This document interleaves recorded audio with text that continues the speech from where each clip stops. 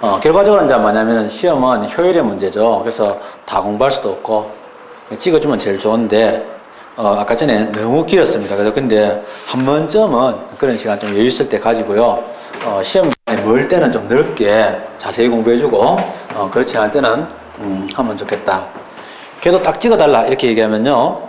다시 한 번 더 나오는데 제가 중요한 얘기를 하나 놓쳤어요. 국민권익위원회하고 시민고충처리위원회가 있는데 만약에 한쪽에다가 민원을 제기했어요. 그러면 다시 또 다른 시민고충처리를 할 수 있느냐? 할 수 있습니다. 이게 되게 중요합니다. 그래서 보통은 소송은 중복 취소가 금지되죠? 그러나 민원은 중복 민원이 가능해요. 이게 아주 중요합니다.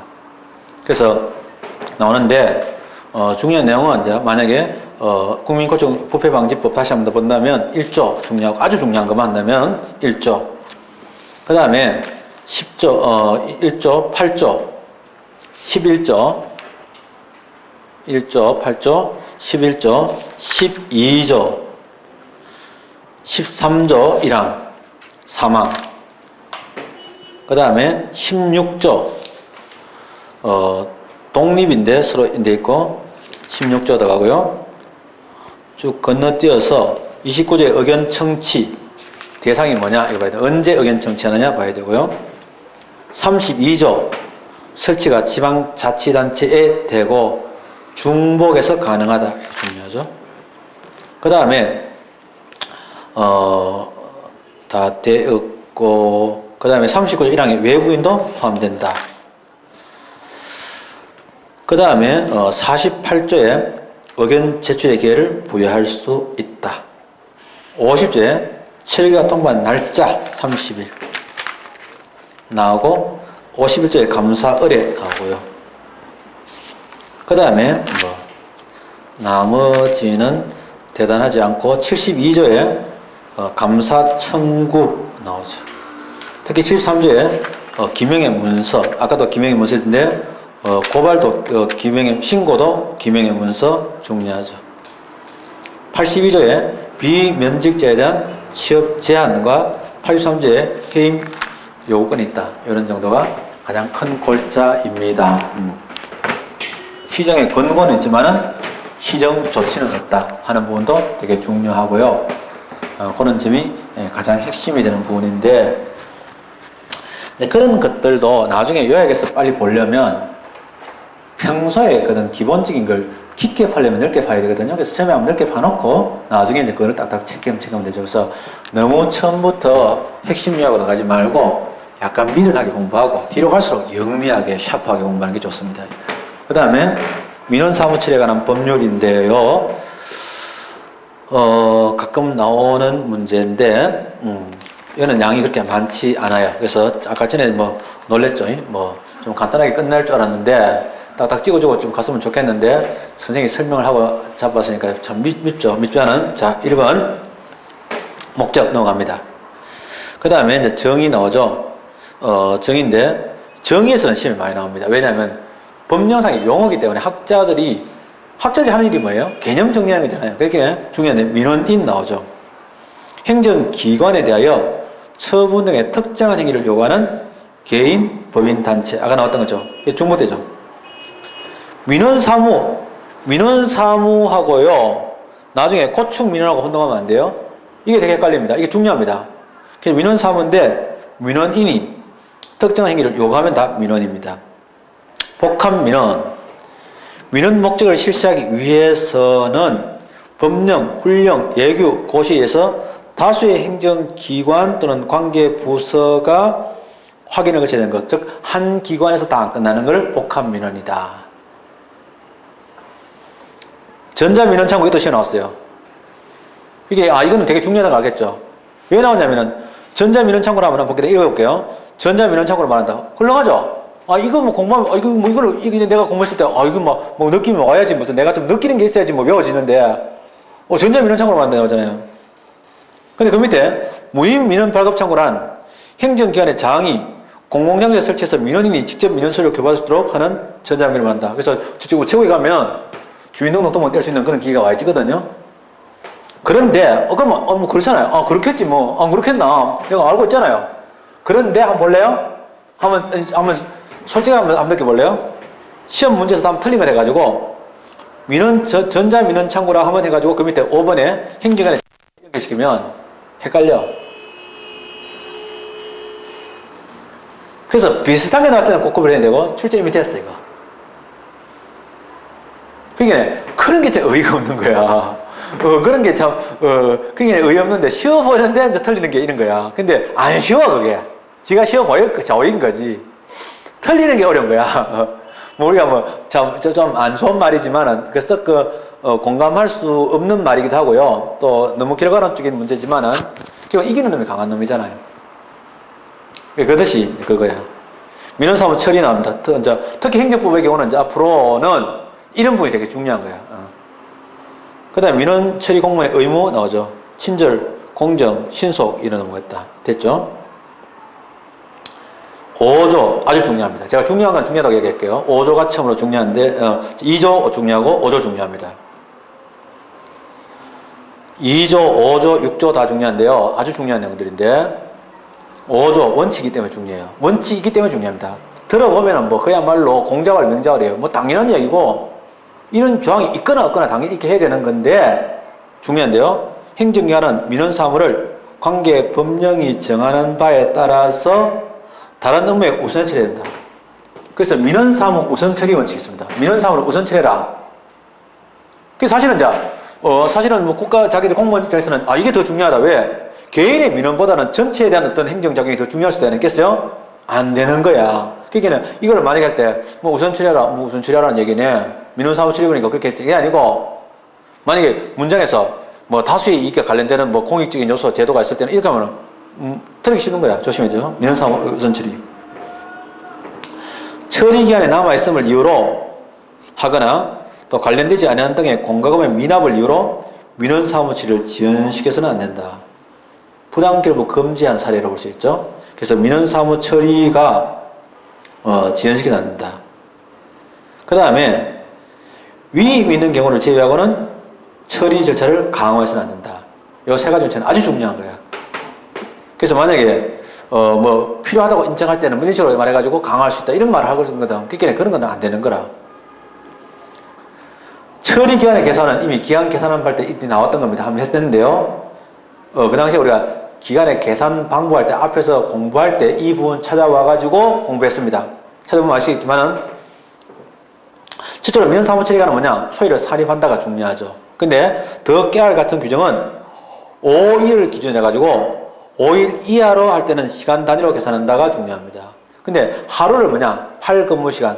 그럼 만약에 하루는 8시간으로 계산한다는 거죠. 근데 토요일과 공휴일과 토요일을 산입하지 않는다. 1일은 8근무시간 한다. 그런데 6일 이상인 경우는요. 날짜 단위 1, 월 이렇게 역법 그러니까 역법이죠. 계산서라고 초일을 산입한다. 중요하죠. 원래 초일은 불산입이 원칙입니다. 따로 규정이 없을 때는 불산입하지만은 산입한다는 규정이 있으니까 하고 공휴일은 산입하지 않는다. 그래서 5일 이하일 때는 공휴일과 토요일을 다 산입하지 않고요. 시간으로 하고요. 그 다음에 뭐냐면 6일 있을 때는요. 공휴일은 산입하지 않지만 토요일은 산입을 합니다. 이것도 중요하죠. 그 다음에 주, 월, 연으로 정한 경우에는 초일을 산입하되 근데 1일 안 나왔어요. 1일 안 나와 있는 게 되게 나쁜 문제인데요. 주, 월, 연으로 정한 경우는 초일을 산입하되 그 다음에 161조의 규정을 준용한다. 왜 일자가 없는지가 앞에 일자가 나왔기 때문에 이제 그런 것 같아요. 근데 주가 들어간 거는 시원찮고 1을 뺀 것은 잘못됐습니다. 그러나 어쨌든 앞에 1이 나와 있으니까 뺐다. 이해됩니다. 8조 나옵니다. 민원의 신청 나오죠. 문서라는데 문서에는 전자문서가 포함된다도 중요하고요. 다만 대통령령이 정하는 경우에는 구술, 전화, 전신, 모사, 전송으로 할 수 있다. 되게 중요한데요. 아주 중요합니다. 한 번 더 다시 얘기합니다. 민원의 신청이 나오는데요. 민원의 신청은 원칙적으로는 문서랍니다. 근데 예외적으로는 대통령령이 정했다는 것은 예외입니다. 경우는요. 구술, 전화, 전신. 전신은 뭐냐면 전신이죠. 전보, 모사, 전송, 팩시밀리인데 정보 통신만 할 수 있다. 되게 중요하죠. 왜냐하면 정보 공개 청구할 때는요, 모사 전송 안 돼요. 면전에서 해야 됩니다. 구술로 하더라도 면전에서 해야 되는 경우가 있는데, 이건 면전에서 안 해야 된다. 면전에서 하는 거는요, 팩시밀리로 안 돼요. 전화 안 돼요. 근데 이거는 전화가 된다 이거예요. 민원의 접수도 갑니다. 보류하거나 거부할 수 없다. 이거 봐줘야 되고, 불필요한 서류 요구 금지 10조도 중요한데요. 10조에서는 1항이 다 중요합니다. 민원인에게 소정의 구비서류 외의 서류를 추가로 요구해서는 안 되고, 특별한 이유가 없는 한 원본과 함께 그 사본의 지를 허용해 줘야 되고, 그 다음에 3항에서는 사본 같은 게 이제 문제되죠. 예를 들면 졸업 증명서 같은 것들이 자격이 문제되거든요. 그 다음에 행정안의 장은 민원을 처리하면서 다음 각각의 어느 하나에만 해당하는 경우에는 구비서류의 제출을 요구할 수 없으며 민원 사무를 처리하는 공무원이 이를 직접 확인 처리해야 한다. 그 다음에 행정안의 장은 이미 제출되어 있는 관련 증명서류, 구비서류를 다시 요구해서는 안 된다. 되게 중요합니다. 그 다음에 나머지는 됐고요. 13조 민원수의 보안과 취하 약간 중요한 거고요. 민원수에 흠이 있는 경우에는 보완이 필요한 상당한 기간을 정하여 지체 없이 민원에게 보완을 요구해야 된다. 행정 절차가 유사하죠. 그래서 크게 대단치는 않습니다. 다만 처리가 종결되기 전에는 보완 변경 취할 수 있다. 즉 보증이 가능하다는 거죠. 그 다음에 폭함 민원의 처리 나오는데 여기서 중요한 것은 주무부서를 지정해서 일괄 처리하게 할 수 있다. 이게 중요하고요. 그 다음에 16조에는 무인 민원 발급 창구를 위한 민원의 교부도 할 수 있답니다. 그 다음에 17조에서는 제목만 보는데 정보통신망을 이용해서 다른 행정기관 소관 민원 사무의 접수 교부도 가능하다. 그게 중앙행정기관의 것을 지방자치단체가 할 수도 있고 그런 거죠. 자, 거부 첨예한 이의신청 중요합니다. 이건 뭐냐면 민원 사항에 대해서 행정기관의 장애 거부 첨에서 불복이 있는 민원은 그 거부 처분을 받은 날부터 90일입니다. 보통은 이의신청은 30일이 많은데 이거는 90일로 좀 넓게 잡아놨습니다. 그 다음에 이의신청 받은 날부터는 10일 이내에 결정해줘야 되고 부득이할 때는 10일에 범해서 인정 가능하다. 그 다음에 이의신청 여부와 관계없이 되게 중요하죠. 그래서 민원사무처리법에서 이의신청은 필수적인 전치가 아닙니다. 행정심판, 행정소송 가능하다. 19조에 사전심사 청구의 대상이 되는 게 있는데 대규모의 경제적 비용이 드는 것, 이것들은요 사전심사 청구의 대상이다 정도 보고요. 20조 민원사무처리 기준표를 고시해야 되는데 어디 하느냐가 중요한 누가? 행안부 장관이. 그 다음에 관부의 고시하고입니다. 하거나 아닙니다. 인터넷에 게시한다. 하고입니다. 넘어갑니다. 22조에 민원실의 설치는요 할 수 있답니다. 주의됩니다. 왜 그러냐 말씀드려요. 하야한다가 있어요. 뭐가 있습니까? 정보 공개하는 그 장소는요 설치해야 되는 거예요. 근데 민원실은 할 수 있다 되어 있습니다. 그 다음에 민원사무심사관 제도가 있다. 24조에 민원 1회 방문 처리제도를 시행하는데 이건 모든 게 아니고 잘 보면은 행정관 내부에서 할 수 있는 자료의 확인, 행정관 부서의 협조 등 사실은 구청에서 하는 일인데 구청에서 자기들이 뭐냐면 발부하는 것도 있죠. 그것도 다 설립해놔라. 이러면 안 되는 거죠. 자기들이 알아서 하면 되니까 협조 등 다른 모든 절차는 담당 공무원이 직접 행하도록 하여 민원 1회 방문 처리제를 확립함으로써 불필요한 사유로 민원인이 행정기관을 다시 방문하지 않도록 해야 된다. 근데 이 항에 민원 1회 방문 상담 창구를 설치해라 나오죠. 하여야 한다 나오죠. 그래서 한 번에 민원실은 설치할 수 있다고 민원 1회 상담 창구는 설치해야 되는 거고 민원 후견인 제도 있다는 거죠. 할 수 있다고요. 27조에는 민원 사업에 대한 정기조사와 검토인데 운영 실태를 조사하는데 누가 하냐면 중앙행정기관의 장입니다. 왜 강조하냐면요. 한 번 더 말씀드리면 왜 강조를 드리냐면 행안부 장관이 하는 게 있고 그 다음에 중앙행정기관의 장이 하는 게 있어요. 민원사무에 대한 운영 실태 조사는 중앙행정기관의 장이고요. 28조에 확인 점검 평가는 행안부 장관이에요. 요 권한 차이가 나니까 알아두고 여론조사 그 다음에 국민 제한 처리인데 뭐 나옵니다. 사후관리 해야 된다 됐고요. 넘어갑니다. 3절 행정규제기본법 나옵니다.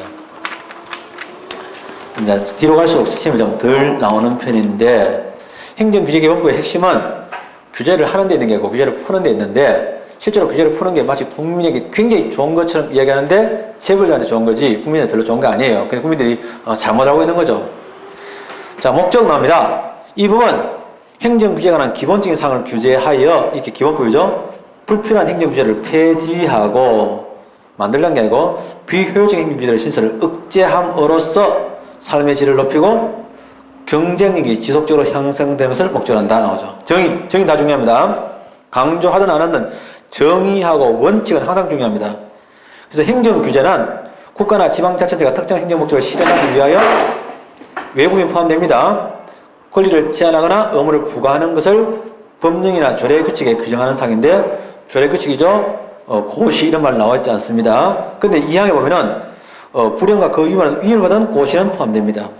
행정규칙 중에서 이제 고시가 들어가 있죠. 기존 규제는 그 이전에 했던 규제고요. 특히 이제 나오는 거는 행정기관 됐고 5호에 규제 영향 분석 나오죠. 이런 용어가 있는데 규제로 인하여 국민의 일상생활과 사회, 경제, 행정 등에 미치는 여러 가지 영향을 객관적이고 과학적인 방법을 사용하여 미리 예측 분석함으로써 규제의 타당성을 판단하는 기준을 제시하는 것이다. 적용 범위 제외되는 것 이건 뭐 뻔하죠. 국회, 법원, 헌재, 선관위, 형사, 보안처분, 국정원, 그 다음에 병력, 그 다음에 군사, 그 다음에 조세 이런 것들은요 손 못 댄단 말이죠. 뭐 자기들이 되겠습니까? 손 안 되겠다. 3번 지방자치단체는 이거 중요합니다. 적용 범위도 알아놔야 됩니다. 왜냐하면 기본적인 문제가 나올 거니까 자세한 문제 안 나오고요. 학습 판례 안 나옵니다. 그 다음에 지방자치단체는 이 법에 정하는 취지에 따라서 조례규칙에 규정된 규제의 등록 및 공표 규제의 신설이나 강화에 대한 심사 필요한 조치를 해야 된다. 공표가 나와 있습니다. 공표에 대한 규정이 나와 있다. 4조 규제 법정주의 중요합니다. 규제는 법률에 근거해야 되고 알기 쉬운 용어로 명확하게 규제하라. 알기 쉬운 용어로 명확하게 돼. 명확하란 말은 재량에 대한 통제도 될 수 있습니다. 2항 되게 중요합니다. 규제는 법률에 직접 규정하되 사실은요 규제라는 것은 국민의 기본권을 많이 제한하는 거기 때문에 직접 규제하되 세부적인 내용은 법률 또는 상위 법령에서 구체적인 범위를 정하여 위임한 바에 따라서 그래서 포괄적 위임 금지의 원칙을 준수하는 거죠. 대통령령, 부령, 총리령, 조례 규칙으로 정할 수 있다 가지고 그 범위를 정해놓고 이게 그 다음에 중요한 말인데 아주 많이 나온 것도 우리 공부했죠. 이미 행정 입법할 때 이 조항은 너무나 유명한데 다만 법령에서 전문적 기술적 사항이나 경면 사항으로서 업무의 성질상 위임이 불가피한 사항에 관하여 구체적인 범위를 정하여 위임한 경우는 고시를 할 수 있다. 행정규칙 형식인데 법규를 정할 수 있다는 것을 이미 명문으로 규정한 걸로 워낙 유명하고 행정 입법할 때 우리가 여러 번 봤던 것이 바로 이 4조 2항이에요. 그래서 그때는 본 걸 우리가 한 번 더 보고 있는 거고요. 법률에 근거하지 않은 규제로 국민의 권리를 제한하거나 의무를 부과할 수 있다. 한 번 더 얘기하고 규제의 원칙 중요합니다. 국민의 창의와 자유를 존중해야 되며 규제라는 것은 국민의 자유와 창의를 억누르게 되니까 규제를 정하는 경우에도 본질적 내용을 침해하지 아니하도록 해야 된다. 되게 중요한데요. 우리나라 헌법에는요. 기본권에 대한 규정도 있지만 기본권을 제한하는 규정도 있거든요. 국가안전보장, 질서유지, 공공복리에서 필요한 경우에 법률로 제한할 수 있죠. 그러나 아무리 그래도 본질적 내용을 규제할 수 없는데 그럼 뭐가 기본권의 본질적 내용일까 나오죠? 동어반복이에요. 침해할 수 없는 게 본질적 내용이에요. 사실은 그거는 누가 결정하느냐? 법을 해석하는 사람이 결정할 수밖에 없어요. 그러니까 좀 웃기는 거죠. 알고 보면 이제 우리가 진리도 그렇고 말로 할 수 있는 거는 말로 안 할 수도 없는데 말로 하는 게 참 한심하죠. 2항 규제를 정할 때는 국민의 생명, 인권, 보건 및 환경의 보호와 식품, 의약품 안전을 위한 실효성 있는 규제가 되도록 해야 된다. 그 다음에 규제의 대상과 수단은 규제의 목적 실현에 필요한 최소한의 범위에서 가장 효과적인 방법으로 객관성, 투명성, 공정성이 확보되도록 설정해야 된다.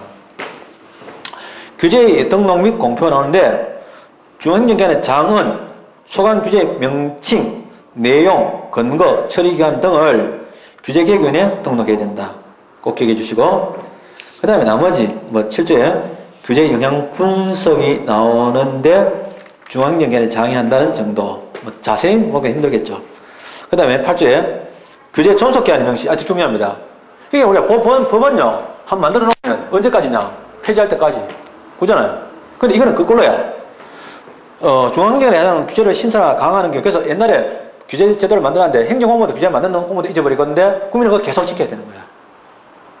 군대에서 이제 너무 웃기는 게 훈련 받을 때 일어서 앉아다가 안 되면 자동 이럽니다. 그러면 계속 걸고 있어야 되는 거야. 근데 만약에 조교가 잊어버리고 집에 갔다. 그럼 하루 종일 봐야 된다. 이런 문제 됩니다. 근데 일반 국민들은 이런 그 삽질한 일이 생기니까 아예 규제 일몰제를 만들어 놨어요. 그래서 중앙기관에는 규제를 신설하거나 강화하는 경우에 존속시켜야 될 명백한 사유가 없는 한 존속기한을 설정하여 그 법령에 규정해야 되고, 존속기한은 필요한 최소한의 기간 내에 되고 원칙적으로 5년을 초과할 수 없다. 그래서 규제 일몰제라고 그래요. 그래서 규제는 특별한 요소는 그냥 바로 소멸하도록, 저절로 소멸하도록 그렇게 만들어 놓는 거야. 의견 수렴 나오죠? 공청회, 입법 예고의 방법으로 한다. 이거는 행정 절차 요소니까 중요하고요. 그 다음에 심사 요청인데, 누가? 중앙기관의 장이, 그 다음에 신설하거나 강화할 때는 반드시 법제처장에게 심사를 요청한다. 신설하거나 강화할 때 완화시키는 게 아닙니다. 완화시키는 거 아니에요. 그 다음에 예비심사도 갑니다. 예비심사는 10일 이내에 일상생활과 사회 경제활 등에 미치는 파급효과를 고려해서 이제 그 심사를 받아야 할지 한다. 요 정도 하면 될 것 같고요. 그 다음에 12조는 1항만 보면 되는데 심사는 45일 이내에 끝내라. 좀 특이하죠? 60일도 아니고 90일도 아니고 45일 특이한 데죠. 그래서 불가피한 경우에는 15일을 넘지 않는다. 총 60일을 안 넘는다. 이런 식으로 되어 있습니다. 그 다음에 규제의 신설 강화 심사가 되는데요. 1항에 긴급하게 규제를 신설하거나 강화해야 될 특별한 사유가 있는 경우에는 누가? 중앙기관의 장은 절차를 안 거치고 요청할 수도 있다. 이런 제도도 있다는 거 알면 좋겠고요. 개성문고 15조에 재심사제도가 있는데, 중앙기관의 장은 위원회의 심사 결과에 이의가 있거나 위원회의 권고대로 조치가 곤란하다고 판단하는 특별한 사정이 있는 경우에는 대통령령이 정하는 바에 따라서 재심사를 요청할 수 있다. 이런 제도를 두고 있습니다. 그 다음에 3장에 기존 규제에 대한 정비가 나오는데 의견 제출 제도가 있다는 정도. 또 19조에 자체 정비가 조항도 있고요. 또 20조에 규제정비 종합계획의 수립 이런 것도 있구나 하는 정도 눈여겨봐두면 좋겠고, 23조도 갑니다. 규제개혁위원회 중요하죠. 규제개혁위원회를 두는데 뭐 소속으로? 대통령 소속으로 중요합니다. 소속이 중요합니다. 국민권익위원회는 국무총리 소속, 규제개혁위원회는 이거는 대통령 소속이다. 그만큼 중요한 것들이죠. 그 다음에 이제 기능 봐놔야 됩니다. 기능은 중요하다고 볼 수밖에 없습니다. 그 다음에 구성은 1항 정도겠죠. 위원장 2명입니다. 되게 중요합니다. 위원장이 2명이에요. 이 쌍두마차죠. 20명 이상 25명이다. 위원장이 2명이 특이하잖아요. 그래서 특이한 거는 봐놔야 됩니다. 그 다음에 26, 27, 28, 29 다 필요 없고죠. 논의가 한번 보면 됩니다.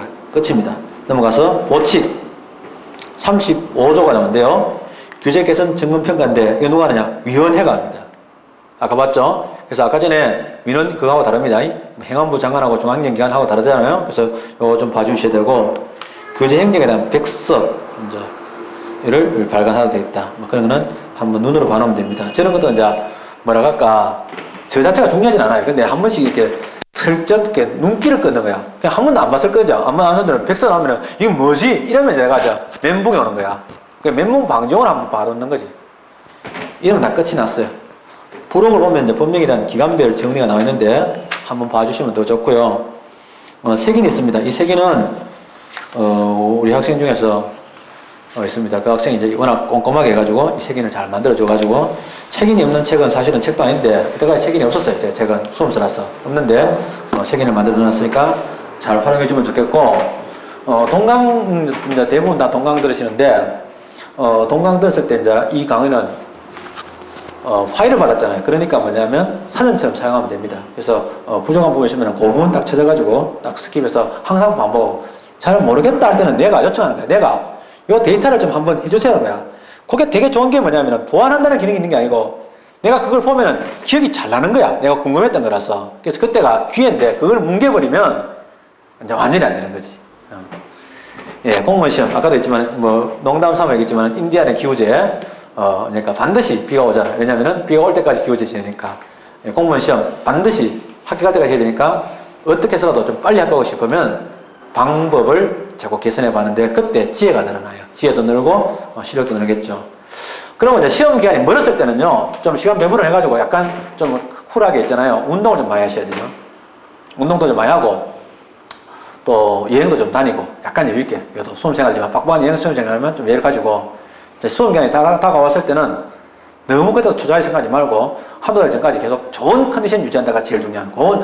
항상 공부를 열심히 하는 것도 좋은데, 좋은 컨디션을 유지하면서 열심히 해야지 효과가 있는 거지. 컨디션 나빠서 공부하면 소용없어요. 알잖아요. 근데 알면서도 잘 이해가 안 하는 거야. 근데 그러면서 멀리 있을 때는 좀 뭐 동네에 있는 개도 좀 잡아먹고 또 뭐 쥐도 잡아먹고 이렇게 해가지고도 체력도 좀 보충해가면서 하면 좋고요. 그게 좋습니다. 하여튼간에 136강이라는 긴 강의를 들어주시고 또 촬영해 주시고 또 같이 또 즐거운 시간 가져주신 여러분한테 고맙다는 말씀 드리고요. 반드시 합격한 꼴을 보여주시기를 바랍니다. 감사합니다.